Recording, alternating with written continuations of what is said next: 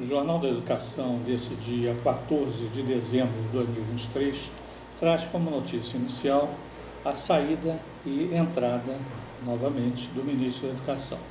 Por razões políticas, houve uma pressão da Presidência da República para que os ministros que ocupavam cargos no Executivo Federal pedissem exoneração e voltassem para os seus mandatos no Senado Federal. E o senador Camilo, que é ministro da Educação, ele fez o que foi orientado, pediu demissão, votou, atendendo o interesse do governo, e no dia seguinte foi renomeado. Então existem dois decretos, um de nomeação, um de exoneração a pedido e outro de nomeação.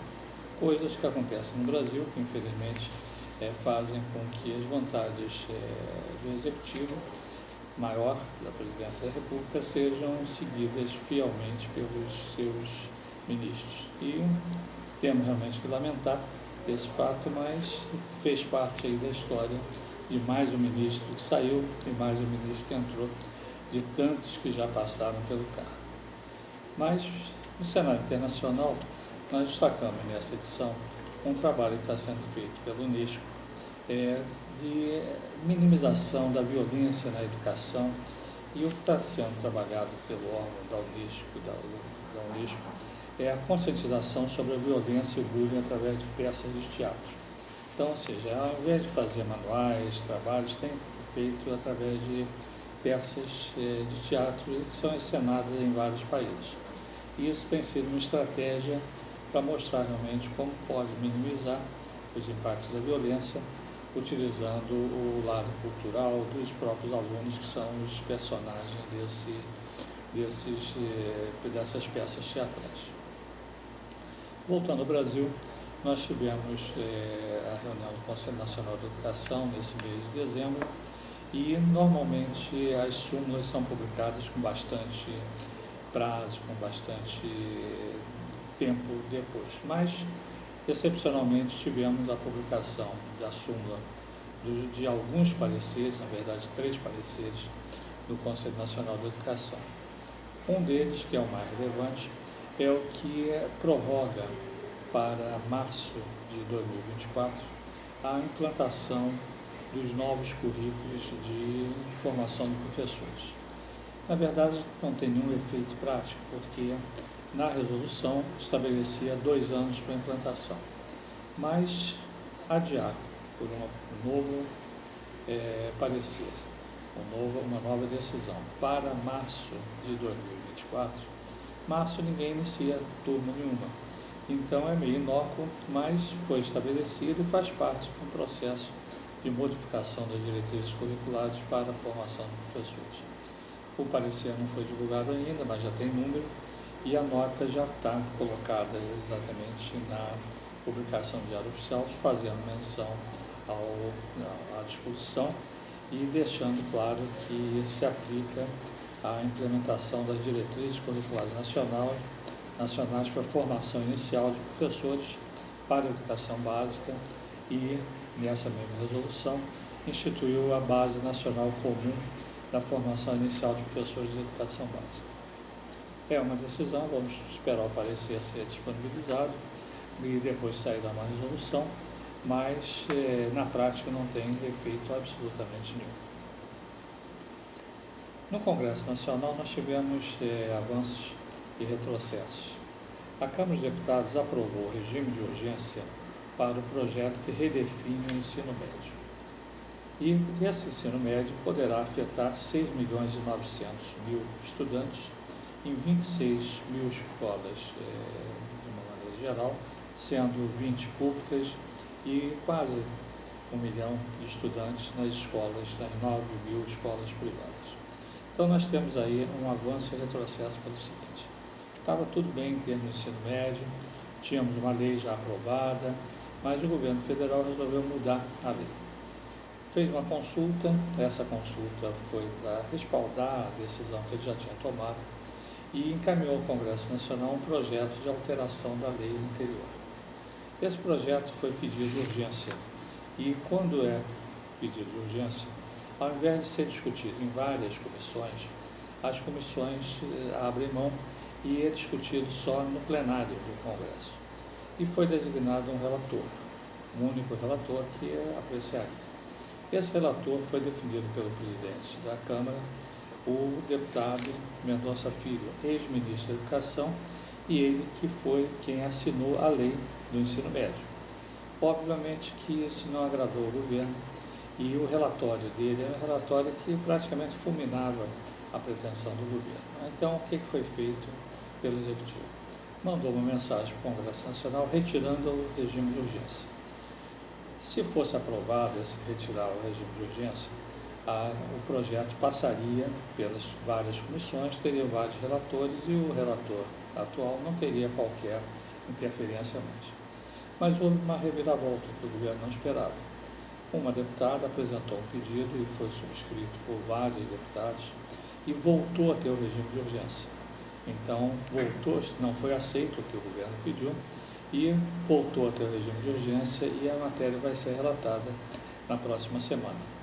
Óbvio que aí tem desdobramentos ainda, vai relatar na Câmara, vai ao Senado, depois vai à Presidência da República, que poderá vetar e o Congresso derrubar o veto ou não. Então nós temos aí vários capítulos aí dessa história, mas temos certo que, mais uma vez, mexido em uma coisa que já estava certa, já estava funcionando, e as escolas passarão a ter mais dúvidas aí pela frente, como implementar o novo ensino médio, que não vai acontecer agora em 24, porque as escolas já estão com o plano feito, já estão com matrículas tomadas, e o que vai afetar isso seria para 2025. Alguma coisa afeta na parte do Enem, mas é mais um imbróglio criado pelo Executivo Federal nesse sentido. Houve também derrubada de outros vetos, mas não vamos comentar, que envolve outras matérias, inclusive também ligadas à área de educação. Tivemos entre as entidades a Confederação Nacional do Estabelecimento de Ensino, que é a entidade máxima representativa da educação privada brasileira, realizou sua última reunião, definiu o calendário dos encontros de 2024, quando estará comemorando os 80 anos.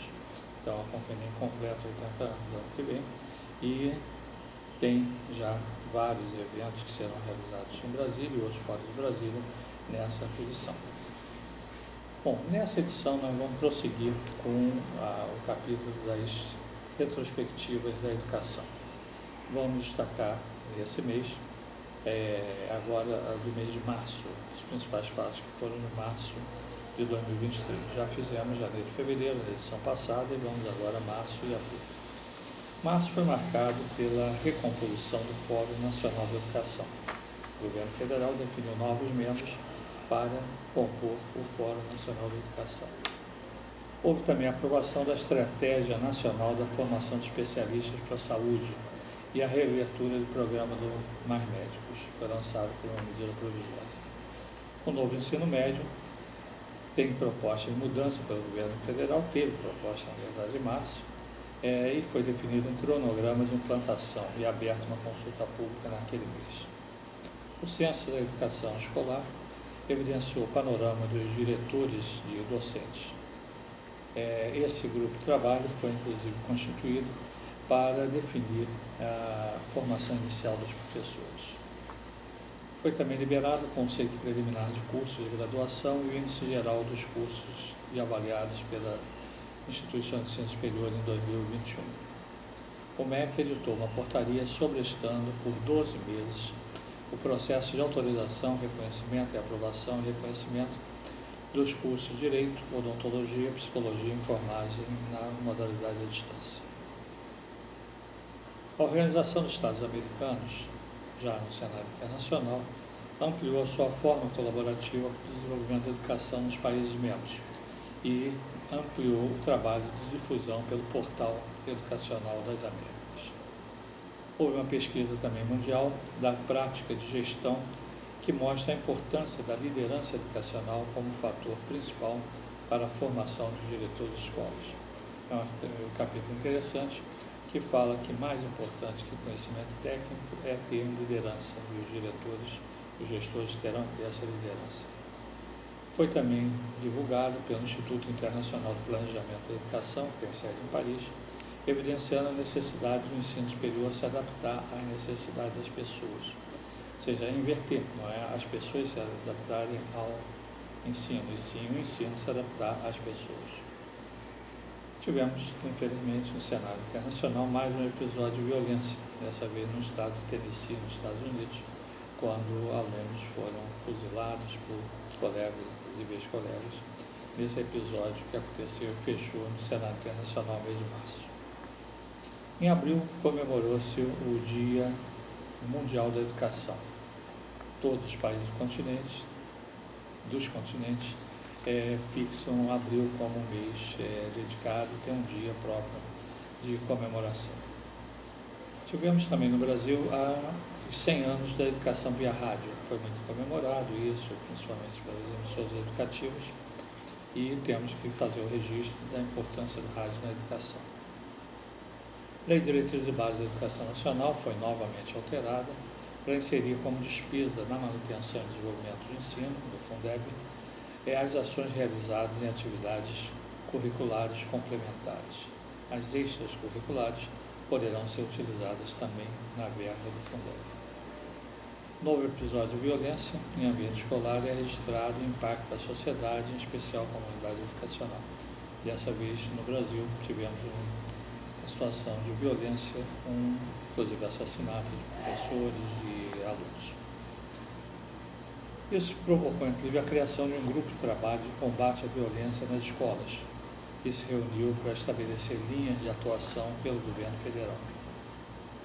E o governo anunciou que esses recursos para a prevenção à violência nas escolas, num evento com presença de autoridades, representações, etc., mas lançou uma cartilha de orientação, que, diga-se de passagem, não trará nenhuma contribuição.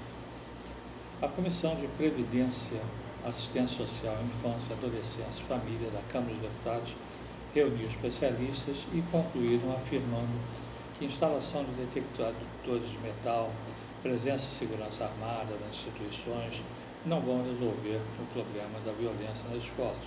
Pelo contrário, aumentam e estimulam esse tipo de ataque. Foi também lançado um cronograma nacional de implementação do novo ensino médio e suspenso por portaria do Ministério da Educação. Gerou posições contrárias pelos Conselhos Estaduais de Educação e outras entidades. Houve chamamento público para autorização do curso de medicina, os cursos de medicina, e a reabertura do protocolo de pedido de aumento de vagas dos cursos de medicina.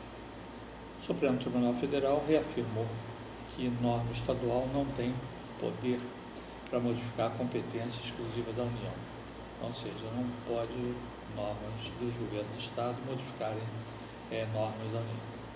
No cenário internacional, nós tivemos a Unesco lançando forças com a comunidade europeia, com a Comissão Europeia, para combater os crescentes preconceitos por meio da educação nos países da Europa.